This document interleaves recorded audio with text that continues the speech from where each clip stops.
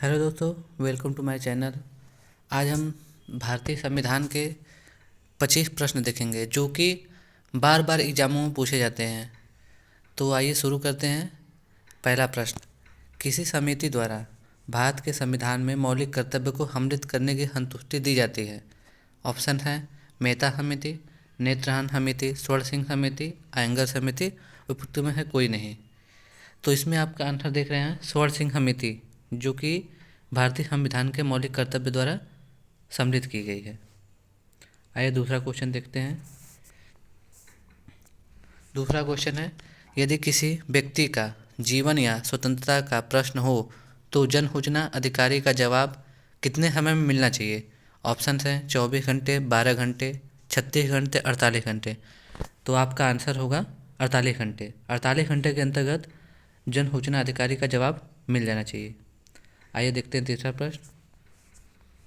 तीसरा प्रश्न है, भारत का एक गणतंत्र है, इसका अर्थ है जनता संप्र पहला ऑप्शन है जनता संप्रभु, संसदीय शासन व्यवस्था, राज्यों का संघ, वंशागत शासन नहीं है।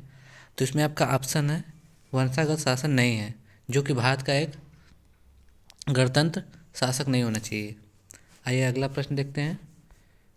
निम्नलिखित में है संविधान की प्रस्तावना में नहीं है।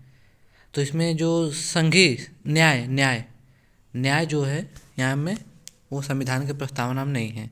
आइए पांचवा प्रश्न देखते हैं। भारतीय संविधान में वकीलों का स्वर्ग किसका कथन है। तो आपके ऑप्शंस हैं जवाहरलाल नेहरू, जैंग, के.सी. वियर का, डी.ए. उडाइसी का। तो आपका आंसर है जैन सिंह। आइए छठवां प्रश्न देखते हैं। भारत का संविधान मान्यता देता है केवल धार्मिक अल्पसंख्यक को, केवल भाषाई अल्पसंख्यक को, धार्मिक एवं भाषाई अल्पसंख्यकों को, धार्मिक भाषाई और जनजाति अल्पसंख्यकों को। तो आपका ऑप्शन है सी, धार्मिक और भाषाई अल्पसंख्यकों को। आइए सातवां प्रश्न देखते हैं। सातवां प्रश्न है, एक संसदीय सरकार में होती है व्यवस्थात्मक कार्यपालिका प्रति उत्तरदायी होती है, कार्यपालिका व्यवस्थापिका के प्रति उत्तरदायी होती है, न्यायपालिका कार्यपालिका के प्रति उत्तरदायी होती है, उपयुक्त में है कोई नहीं। तो आपके ऑप्शन है कार्यपालिका व्यवस्थापक के प्रति उत्तरदायी होती है। आठवां प्रश्न देखते हैं। संघ के राज्यों को आदेश देने का विचार भारतीय संविधान में निर्माताओं में कहाँ है प्राप्त है। आपके ऑप्शन है 1935 के भारत सरकार अधिनियम से, अमेरिका के संविधान से, सोवियत संघ के संविधान से, ऑस्ट्रेलिया के संविधान से। तो आपका आंसर है 1935 भारत के शासन अधिनियम से। आइए नवा प्रश्न देखते हैं। भारतीय संविधान का वह कौन सा भाग है जो संविधान की आत्मा कहलाता है।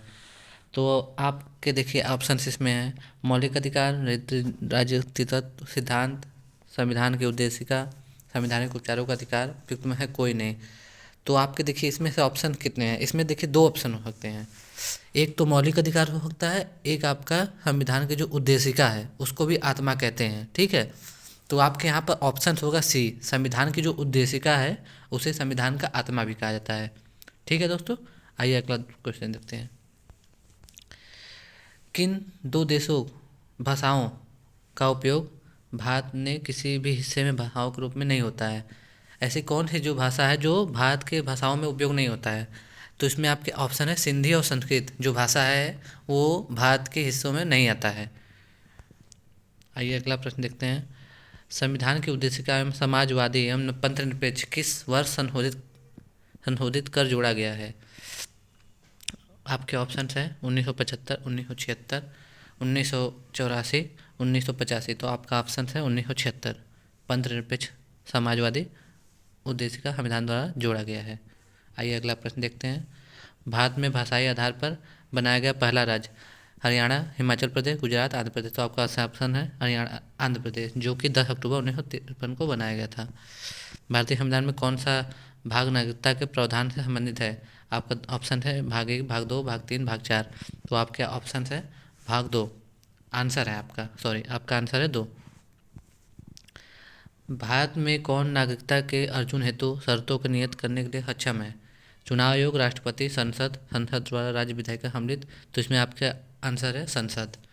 आइए अगला प्रश्न देखते हैं। भारतीय संविधान में विशेषता है भारतीय संविधान किस प्रकार की व्यवस्था है? तो आपका ऑप्शन देखिए सही सही है, अत्यंत कठोर एवं अत्यंत लचीला हमारा भारतीय संविधान है। आइए अगला प्रश्न देखते हैं। भारतीय संविधान में निम्नलिखित में है कौन सा संवैधानिक उपचारों का अधिकार में सम्मिलित नहीं है? इसमें है बंदी प्रत्यक्षीकरण है, परमादेश है, सर्वोच्च में है, संयुक्त का अधिकार है।